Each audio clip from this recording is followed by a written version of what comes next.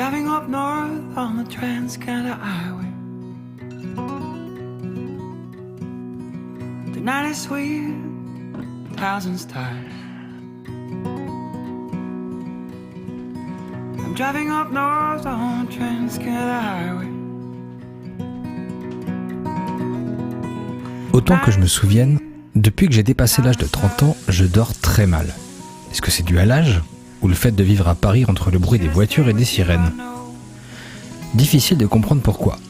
Tout ce que je sais, c'est qu'il a fallu attendre l'année 2020 et que je sois à 2500 mètres d'altitude sur le mont Saxonnet pour pouvoir enfin passer ma première nuit de quiétude totale depuis des années. Ouais, des années. Et honnêtement, la montagne, il faut vraiment y être pour se rendre compte de la qualité de vie qui y règne.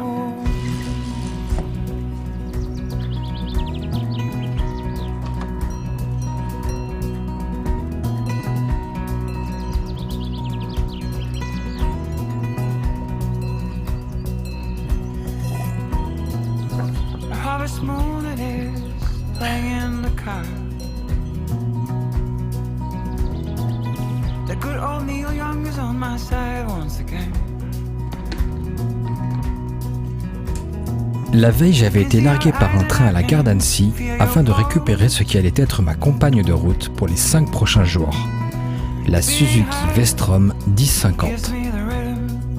Quoi qu'on en dise, il est impossible de rester indifférent face à cette moto. Directement inspirée de la mythique DR750 Big, star des grandes années du Paris-Dakar, cette Vestrom reprend les formes affirmées et agressives typiques de la fin des années 80. Et il me tarde déjà d'aller arpenter les virages alpins à son bord.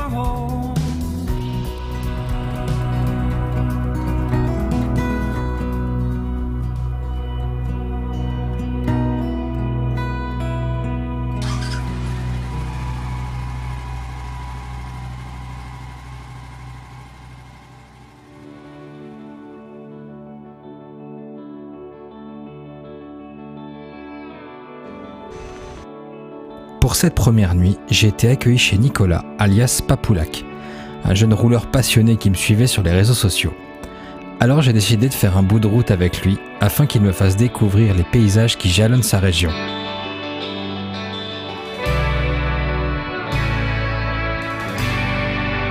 Allez, suivez le guide.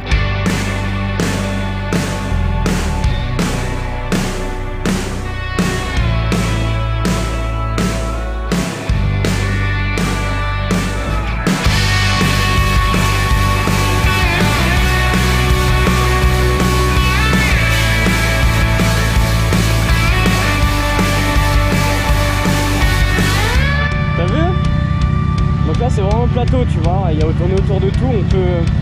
Bon après tu vois ça s'arrête là malheureusement, c'est que des chemins de piste après.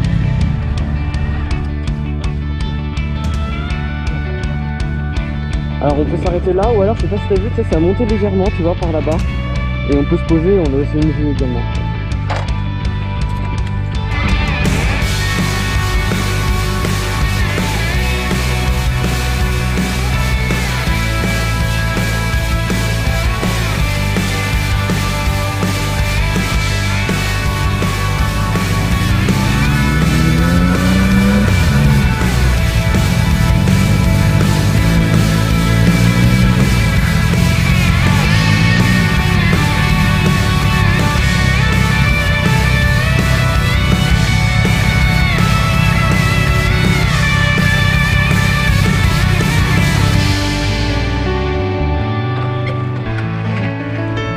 T'as encore rien vu, là t'as qu'une partie. Et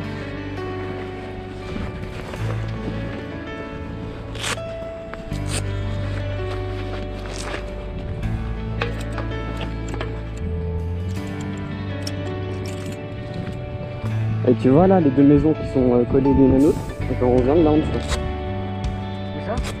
Bon là on voit pas trop, faut qu'on se décalera plus par là-bas, mais j'habite juste en dessous là en fait. Ah, ouais. Ah oui, t'as l'autoroute qui passe juste en dessous là. Avant de rentrer, Nicolas m'emmène faire un tour chez des artisans charcutiers locaux. Ouais, c'est vrai, j'ai vraiment un faible pour le saucisson. Mais si vous passez dans le coin, allez donc leur faire un coucou de ma part. C'est un couple particulièrement sympathique qui possède une bien belle boutique.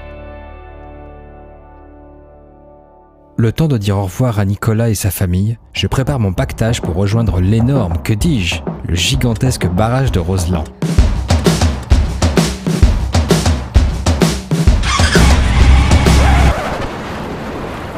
Ouais, bon, à la base, quand on m'a dit « tu pars traverser les Alpes », je vous avoue que c'était pas vraiment ce genre d'image que j'avais en tête.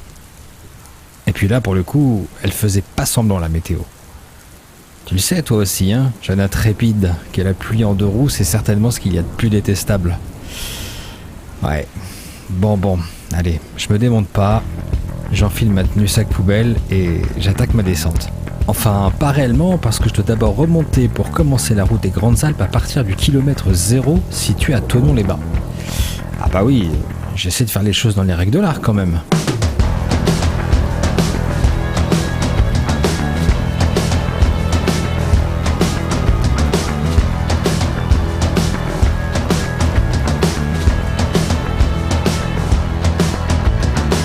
Ok, cette fois, je crois qu'on est bon. Là, je suis à la base de tout, le centre de la Terre, l'origine de la création et de l'univers même. Non, bon. Je vais me calmer et je décolle enfin. Direction le barrage de Roseland.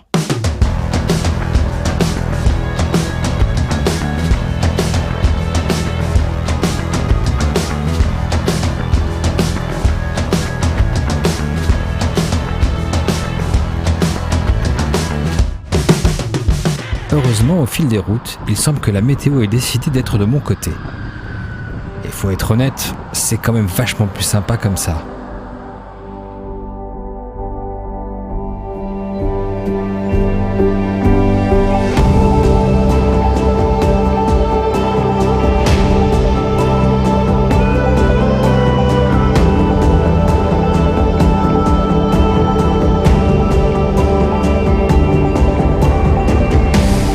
Le barrage de Roseland est situé sur le territoire de la commune de Beaufort-sur-Doron dans le Beaufortain. Au total, 940 000 m3 de béton ont été utilisés pour l'édification de la structure. Et il faut dire qu'en vrai, ça envoie vraiment du lourd. Et si vous roulez dans les Alpes, sachez que passer par cet endroit mythique est une véritable obligation.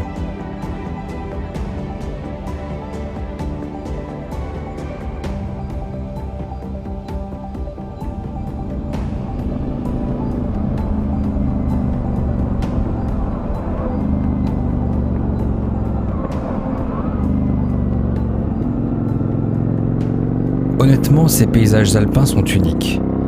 Et je crois que je ne me lasserai jamais de m'en prendre autant plein les yeux.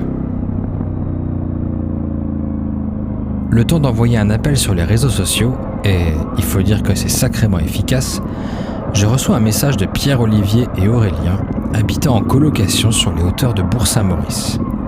Alors, sans hésiter, je me laisse porter. Et je retrouve l'un des deux sur un parking bien exotique. Ouais, c'est ça.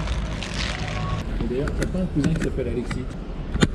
De quoi? Alexis, c'est un cousin à toi? Ouais. C'était mon coloc au Châtelain. Mais non. Je te jure. Arrête. C'est la maison où on va. Il est pas là. Bah non, il est parti en octobre. Mais attends, mais c'est énorme. Du coup, il me dit, bah, tu connais les sauvages et tout. Je fais, ouais, j'ai fait son film. Je dis, bah, c'est mon cousin. Trop cool. Tu vois la maison où il parle de son grand-père, machin, bah, c'est mon grand-père. Ah, c'est énorme. C'est trop cool comme anecdote. Ah, je kiffe. En plus, quand j'ai vu qu'il cherchait dans le fond, je me suis dit, ah, ce serait trop marrant. Mais grave. Mais t'as eu trop raison, c'est trop cool. En plus, je me suis dit, ouais, je vais me faire une pause à Bourg-Saint-Maurice pour respirer un peu. C'est trop fou ça. Ah, je vais l'appeler tout à l'heure, Alexis. Bon, bah c'est cool. Et du coup, là, on va chez toi. Cool. Bah, vas-y.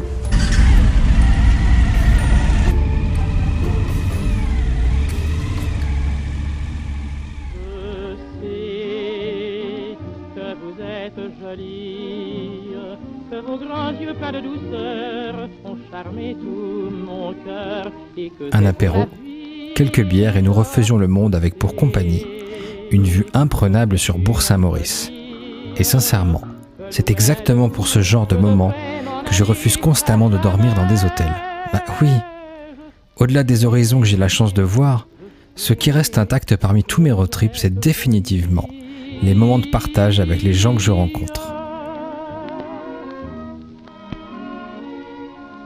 Non, tu ne sauras jamais, ô toi qu'aujourd'hui j'adore, si je t'aime ou si je te hais, si je raille ou si je souffre encore, en bas dans tes yeux discrets, tu cherches à lire. Quasiment prêt pour le départ et après avoir rassemblé mes affaires, Pierre-Olivier me propose de me suivre jusqu'au mythique col de l'Iseran qui était ma prochaine étape. Mais je ne te le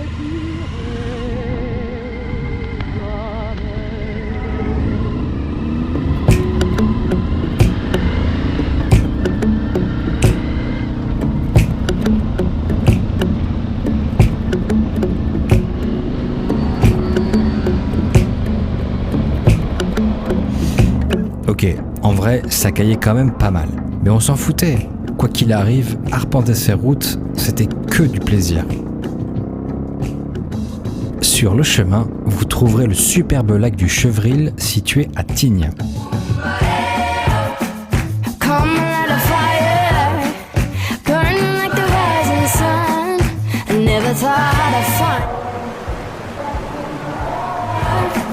Flowing like a river, washing over my soul, calling me home. Une superficie de 2,74 km² est située à quasiment 2000 mètres d'altitude. Ce lac artificiel contient un volume de plus de 235 millions de mètres cubes d'eau. Ouais, c'est pas petit et vraiment faut avoir soif, hein. Enfin, quoi qu'il en soit, le lac du Chevril est aujourd'hui un incontournable lorsque l'on se dirige vers l'Iseran. Alors ne cherchez même pas à comprendre et foncez-y. Au fur et à mesure de notre ascension, nous perdions lentement le peu de chaleur qui nous restait dans nos corps, mais sans jamais regretter d'avoir enfourché nos motos.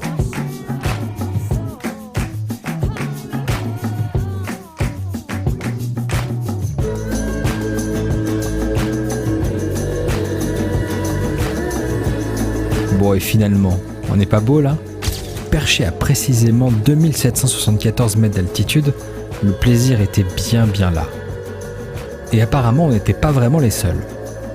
Si vous passez par le col de l'Iseran, il y a de fortes chances que vous croisiez des Français, des Belges, des Allemands, des Suisses, et tout ça en même temps.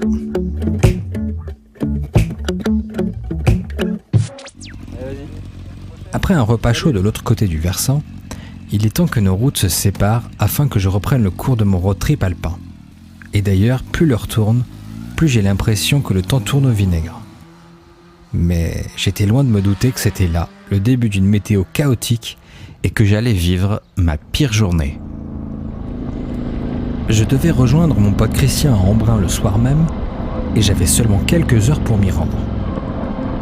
J'avais l'option de passer par Modane en coupant par l'Italie pour rejoindre Montgenèvre, Briançon, puis Embrun, et ce pour une durée de seulement 2h30. Franchement, c'était parfait. Ah, mais si seulement ça s'était passé comme ça. Alors déjà, lors de mon arrivée aux abords du lac du Mont-Cenis, mon téléphone part complètement en cacahuète et décide de m'emmener par des petits chemins, ce qui doublera mon temps de trajet avant d'atteindre la frontière. Et puis là, trou noir. La GoPro décide de tomber en panne. Bon, malheureusement, j'ai pas de vidéo, mais je vais tenter de vous illustrer quand même ce que j'ai vécu. Je continue sur les petits chemins sous une pluie battante et un froid glacial. Et puis après plus d'1h30 de galère, je commence enfin à entrevoir l'espoir de la sortie. Et là, vous savez la frontière ? Oui, la frontière. Ben en fait, elle était fermée. En fait, c'était le dernier jour des frontières fermées à cause du Covid. Et moi, j'avais complètement oublié. Honnêtement, j'ai tout essayé. Impossible de passer. 3 énormes parpaings de chantier barraient la route. Il n'y avait pas âme qui vive et puis honnêtement, j'avais pas vraiment envie de me mettre hors la loi. Alors je n'avais qu'une solution. Rebrousser chemin. Faire tout le tour sans passer par l'Italie et me retaper 3 heures de route sous cette météo exécrable. Bon, et puis on s'en fout. Perdu pour perdu, je respire un grand coup. Il était 19h. La GoPro décide de se rallumer et je choisis de tout faire d'une traite. Et puis, quitte à rouler, autant le faire en passant par quelques cols.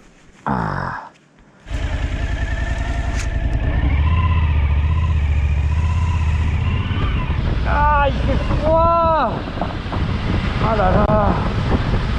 Ah.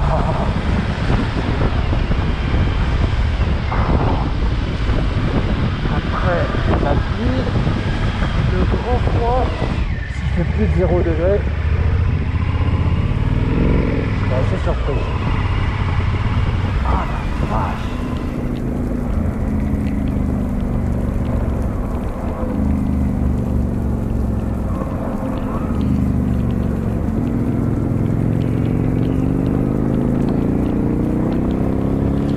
Après plusieurs heures de route, de froid et de pluie battante, les premières éclaircies pointent enfin le bout de leur nez, tout doucement.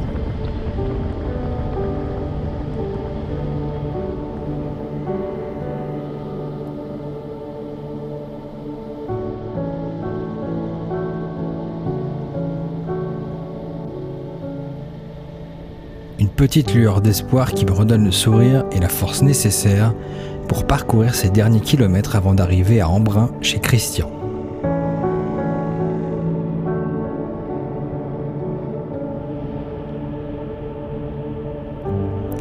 Je ne sais pas pour vous, mais quand je suis frigorifié ou trempé sur la route, je me demande toujours pourquoi je me fous dans ce genre de situation. Et finalement, à chaque fois que j'arrive et que je suis réchauffé, j'ai tout de suite envie de repartir. C'est un peu maso quand même, non ? En tout cas, je vais pas vraiment bouder mon plaisir d'être avec mon vieux pote que je n'avais pas vu depuis presque 15 ans.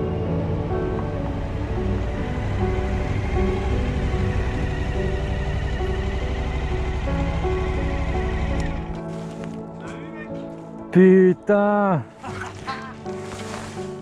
Eh mais c'est un truc de fou pour arriver chez toi. Je suis désolé, j'ai mis tellement de temps. De Paris. Ouais. Non, pas direct, mais... Je vais te raconter ce que je fais maintenant. Ça va, mec? Putain, ça fait trop plaisir. Ça fait des lustres. Ouais. J'arrive même pas à me souvenir, ça faisait combien de temps en fait? Peut-être 10 ans, plus. Et t'as combien d'enfants maintenant? 2. Je vais t'expliquer tout en détail. Mais je fais des road trips maintenant, filmés. Je vous montre un peu, du moins j'essaye, la France d'une façon un peu différente.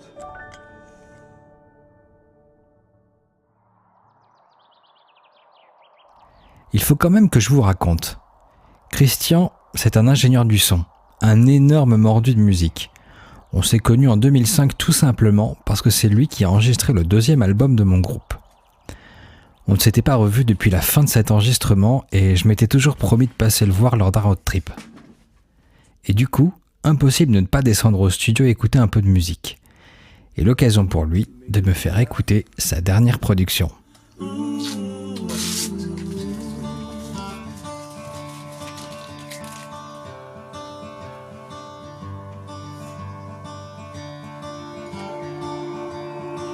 vois les oiseaux? C'est les oiseaux en fait qu'on entendait. C'est ça. Ça marche hein? Ouais, grave.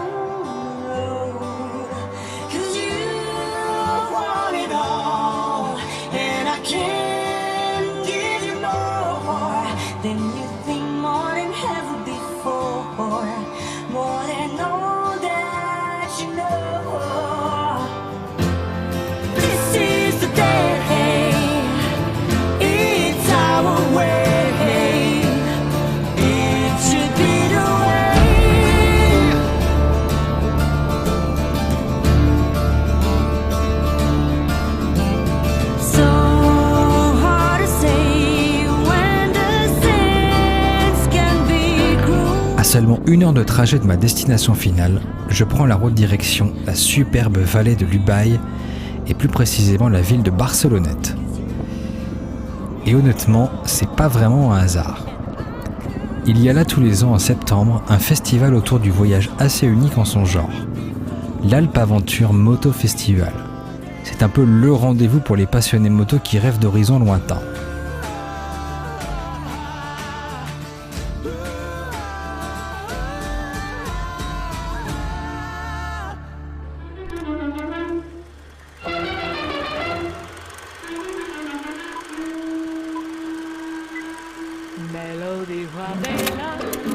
Barcelonnette est une ville montagnarde bourrée de charme de 2500 habitants et est entourée par nombre de trésors pour voyageurs souhaitant en prendre plein les yeux.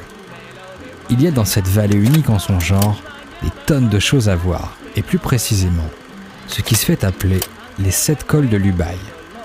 Avec des altitudes aussi variées qu'impressionnantes, vous trouverez tout autour de Barcelonnette ces 7 cols incroyables, à savoir Pontis, 1301 mètres, Saint-Jean, 1333 mètres, l'Arche, 1991 mètres, Vars, 2108 mètres, Alos, 2247 mètres, la Cayolle, 2326 mètres, et pour terminer, le mythique col de la Bonnette perché à 2802 mètres d'altitude.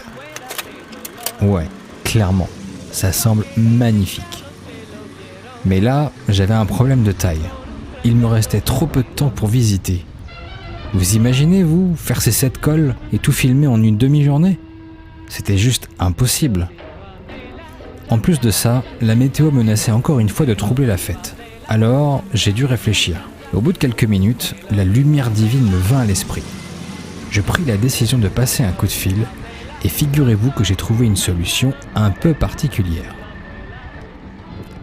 Mesdames et messieurs, laissez-moi vous présenter mon nouveau véhicule, Robin.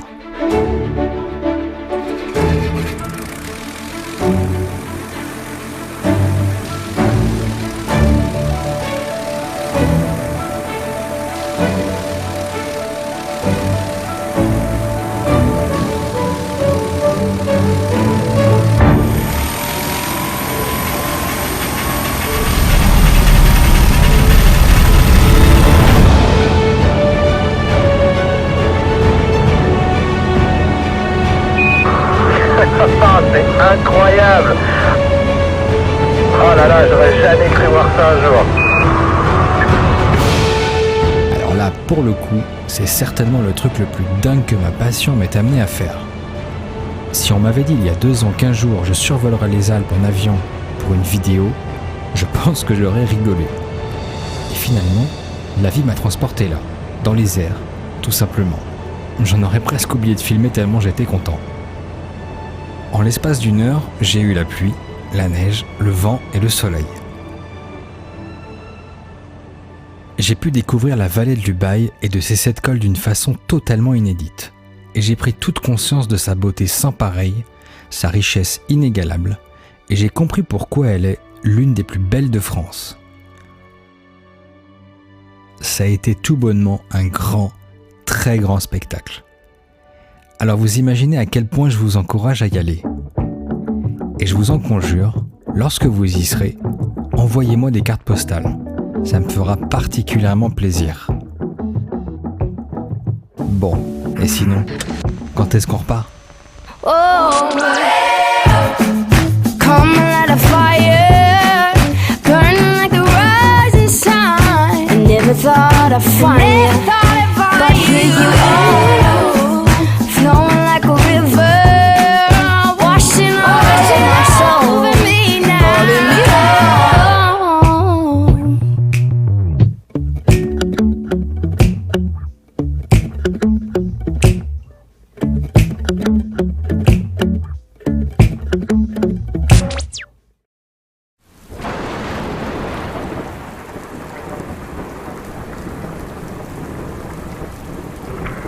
Oh là là, mais quelle merde! Putain, ça commence bien, hein. Je le sentais tellement mal.